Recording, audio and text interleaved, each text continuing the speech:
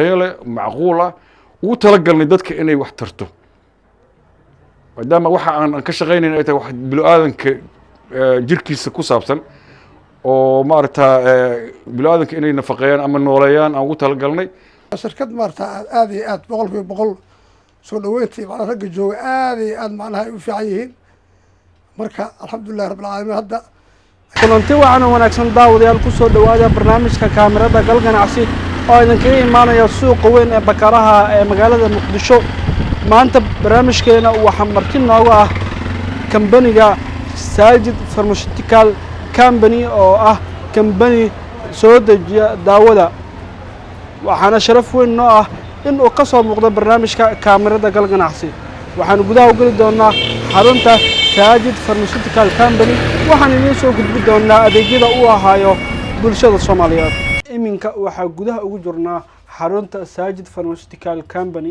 waxaan loo adeeganayaa mid ka mid ah macaamiisha waana Cabdullaahi Axmed Dubad waxaa la hadli doonaa Cabdullaahi Axmed Dubad waxaanu nooga warbixin doonaa qaabka loogu adeego markuu u dhamaado adeegiisa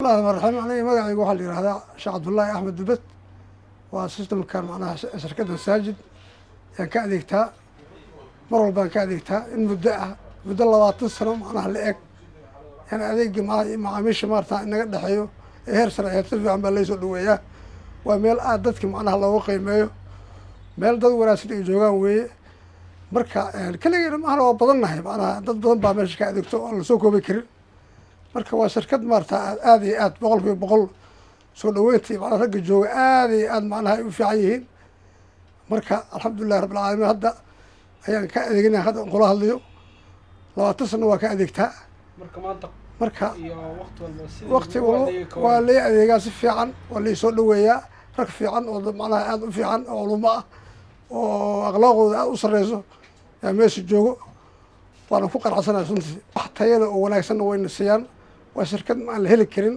runtii suuqa daawada qiimo kale marka aan runtii aan kuu sheego shacabku waxaa ugu baaqaya macnaha shirkadda Sajid in macnaha ay yimaadaan oo macnaha ay arkaan macnaha dadka wanaagsan oo meesha ka shaqeeya waa shirkad qancin doonta insha allahu tacaala saan rajaynayo saan anaga ugu qanacnay marka ku soo dhawaada insha allah bismillaah anigoo ah Cabdiqaadir Abuukar Mansuur kana tirsan Sajid Pharmaceutical Company oo ah shirkad keenta daawo tayo leh kana keenta India UK iyo Kenya waxaan haynaa sharoobo strong body bulla wana loona isticmaala miisaan kordhin weight gain dadka gymka leh gymkii waxa loo isticmaalaa waa protein tayadeedana waa tayo sareysa maasha Allah kiniiniyan asna waxa la dhahaa waa Isomax waa Isabrazole waxa loo isticmaalaa gaaska tayadiisana waa tayo sareysa waana UK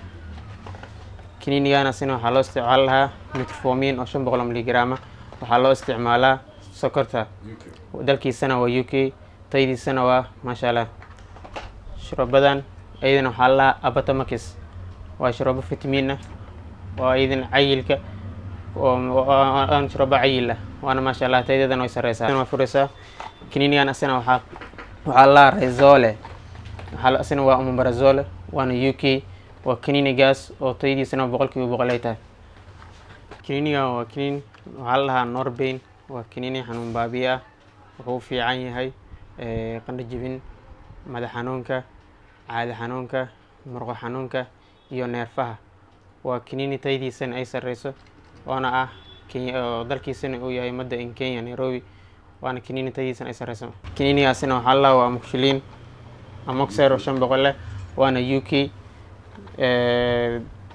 waana UK tayadiisana waa maasha Allah waa daawadan waa dhamaan waa daawo soo martay kuwa tinti control waxa loo isticmaalaa waa qalajiye fiican oo antibiotic ah daawooyinka aan haynan kulligood waa daawo soo maray kuwa tinti control oo tayadooda sareysa ganacsiga daawada ayaa ka mid ah ganacsiyada ugu muhiimsan nolosha aadamaha inkastoo ay faa'iido ka helaan ganacsatada ka ganacsada daawada haddana waxay faa'iido gooni ah u leedahay bulshada Soomaaliyeed ganacsatada daawada la'aantoodna lama heleen daawadan maanta ay haystaan bulshada soomaaliyeed. waxaa sharaf gooni ah noo ah in maanta barnaamijkeena kaamirada gal ganacsi marti ay ku tahay mid ka mid ah shirkadaha soo dejiya daawada saajid pharmaceutical company. waxaan inala hadli doonaa maamulaha xarunta saajid pharmaceutical company Axmed Maxamed, isagoo nooga warbixin doona shirkadda saajid pharmaceutical company iyo shaqooyinka ay qabato. maamulka soo dhawow, bal waxaa nooga warbixisaa waqtiga la aasaasay shirkadda iyo shaqooyinka ay qabato. anigoo ah maamulaha shirkadda daawooyinka saajid company Mr. Axmed Maxamed. ugu horeyn haddaan idinka bilaabo, shirkaddan saajid company waa shirkad fac weyn oo muddo badan soo shaqaynaysay. waxaa la aasaasay 2000 up to ilaa hadda waxay ka shaqaysaa soo dejinta iyo suuqgeynta daawooyinka. shirkaddan oo 20 iyo dhowr jirsatay waxay daawooyinka ka keentaa meelo badan oo ay ka mid tahay waddanka UK ama Ingiriiska sida dadka u yaqaanaan, India iyo waddankan jaarka aan nahay Kenya.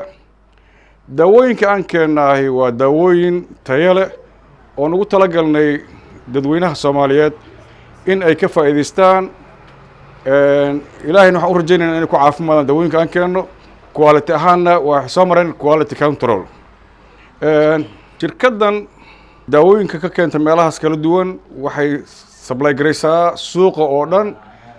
waxay siisaa ay ka qaataan daawooyinkeenna.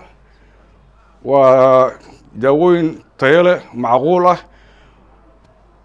xarunteenna dhexe waxay ku taallaa suuqa Bakaaraha, qaas ahaan boosteejada Kismaayo ama hotel Kismaayo 1 ninkii yaqaana dhinaciisa koonfureed ayay ku taallaa. xarumo kale waxaan ku leenahay magaalada Beledweyne, xarunta gobolka Hirshabeelle, gobolka Hiiraan oo ka tirsan Hirshabeelle. xarun kale waxaan ku leenahay magaalada Afgooye. shirkaddan waa shirkad fac weyn shaqaysay intaas. rajaynaynaa insha Allah inaan horumar ka samayno. xataa sometime waxaan caawinaad siinaa isbitaalada qaar sida isbitaal Banaadir oo ugu saacidayna maarta wixii baahi ah oo daawooyinka ay maarta bukaanadu u baahan yihiin oo ku siino for gift ama maarta aan ku saacidayno. marka shirkaddan waa shirkad noocaas ah. ku soo dhawaada shirkadda. maarta waxaan idinku sameynaynaa adeeg hufan. waxaan idin samayn doonaa insha Allah shaqo wanaagsan oo maarta dardargelinteeda la soo dhawaada. wallaahi shirkadaha daawooyinka keena waa badan yihiin, waa run. qolo walba meel bay wax ka keentaa oo waddan gooni u ah ama maarta daawo iyada u qaasay keentaa. waxaa jira daawooyin anaga noo qaas ah oo maarta body big oo بروتين oo dhista yani jirka bini'aadanka caafimaad ahaan u fiican. qofkii iska tabar yar ama maarata awoodiisa ay laciif tahay yani saacideynayso oo maarata u sameynaysa awood oo jirkiisa wax u taraysa.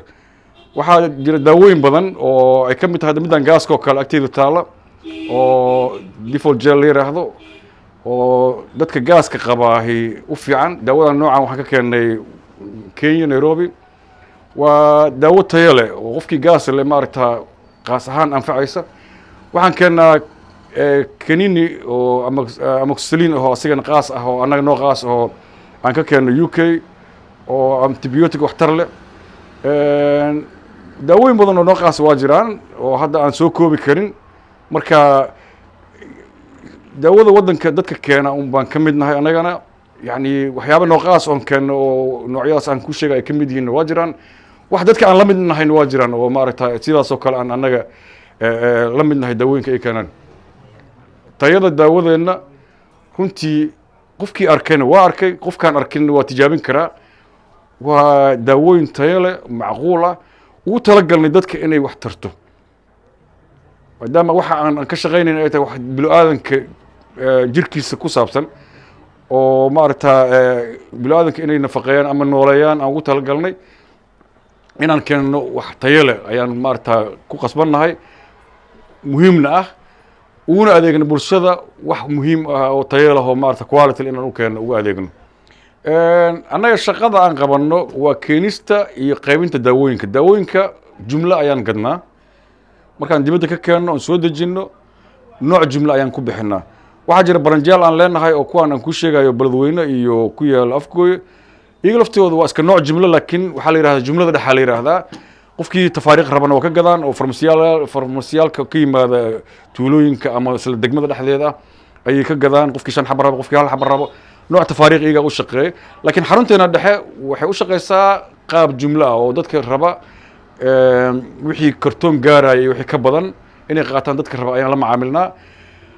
waan rajaynaynaa insha allah mid kale oo tafaariiq inaan ka furno oo maarata isla magaalada muqdisho aan ka furno haddii ilaah yiraahdo. laakiin hadda wax tafaariiq ahaan u shaqeeyo qolyahaas gobollada noo jira ka jira. laakiin annaga xaruntan dhexe waxay ka shaqeysaa qaab oo maarata jumlo ay u shaqeysaa. macaamiisheenna waxaan leenahay soo dhowaada. wixii hore noola macaamilayno waa dareemi karaan adeegeenna wanaagiisa iyo sida aan ula macaamilno. weli kuwa aan nala macaamilinna waxaan rajaynaynaa inay maarata noogu imaan doonaan adeeg dhamaystiran oo hufan iyo gacmo furan inaan kusoo dhaweyno, ugu adeegno sida ugu quruxda badan leh bilo-aadan loogu adeego. soo dhaweyn iyo maxaan ku idhaahdaa inaan u marxabayno, inaan xataa u supply garayn alaabtooda aan u baahan yihin aan meeshooda ugu geyno, fadhigooda ugu geyno, aan ugu sameyno wixii jumlo naga gata aan u adeegno maarata ugu geyno goobahooda ganacsi ugu geyno. soo dhawaadaan leenahay, iyagaan u helannahay, iyagaan u shaqaynaynaa. waxaan u shaqaynayna waa dadweynaheena Soomaaliyeed ama gobol ha joogaan ama dibadda ha joogaan ama magaalada xamar gudaheeda ha joogaan. waxaan leenahay soo dhawaada, adeeg hufan ku soo dhawaada, adeeg tayale ku soo dhawaada, macaamiil si wanaagsan inaan ula macaamilno ku soo dhawaada. waa gartay xarumaha muqdisho kale tilmaana ka bixiso waxaa dhacday hotel Kismaayo wanaag ku taama, bal xarumaha kale ku yaala afgooye shabeellada hoose iyo beledweyne hiiraan bal meelahay ku yaalaan faahfaahin ka bixi kartaa ma tilmaami kartaa? xarumaheena kale waxay ku yaalaan midda ku taala magaalada beledweyne, waxay ku taalaa xaafadda Howlwadaag ama galbeedka Howlwadaag sida loo galbeedka beledweyne sida loo yaqaano, wadada ka baxda liiqliiqatada oo weyn oo jayga ah laamiga ku taalaa, laamigay saaran tahay. xarunteena afgooy waxay ku taalaa xaafadda Dhagax Tuur, wadada Hilwaale la yiraahday ku taalaa, laamigayna saaran tahay. labadaas xarumood ayaa hadda gobolada noogu yaalo. insha allahu magaalada muqdishona waxaan rajaynayaa inaan ka sameyno xarumo kale. waa ku mahadsantihiin wareysiga aad nala yeelateen iyo maaragta qaabka qurxoon ee aad noogu qaadeen wareysigiina idinkoo ah gal ganacsi. waa ku mahadsantihiin, soo dhawaada idinkii dadweynaha Soomaaliyeed dhammaantiin soo dhawaada. shirkadda daawooyinka Saajid ayaa shaqaynaysay in ka badan muddo 20 sano ah waxayna u adeegaysay bulshada. shirkadda Saajid ayaa ah shirkad aan bulshada ka doonin faa'iido marar qaarna ku celisa wax bulshada, waxayna caawisaa bulshada Soomaaliyeed xilliyada ay jiraan duruufaha adag sida abaaraha iyo shuban biyoodka, iyadoo deeqa daawooyin gaarsiisa bulshooyinka iyo isbitaalada ka shaqeeya caafimaadka. waxaana ka mid ah xarumaha ay caawiyaan Saajid Pharmaceutical Company isbitaalada hooyada iyo dhalaanka ee Banaadir iyo Soos. adna daawade jaaniskan oo kale way ku siinaysaa gal ganacsi haddaad leedahay goob ganacsi ama goob u adeegta bulshada sida kambaniyada keena daawooyinka, dukaamada caadiga ah, supermarketyada, moolalka iyo isbitaalada waaweynba. guud ahaan halkaas ayaa maanta kusoo gabagabaynaynaa barnaamijkeena kaamirada gal ganacsi oo idinkaga imaanaya suuqa weyn ee Bakaaraha. waxaana marti noogu ahaa Saajid Pharmaceutical Company. inta barnaamijkan lacayn aan ku kulmi doono waxaan idinkaga tegaynaa sidaas nabadgelyo. anigu waa Jaabir, kaamiradan oo Sabaana.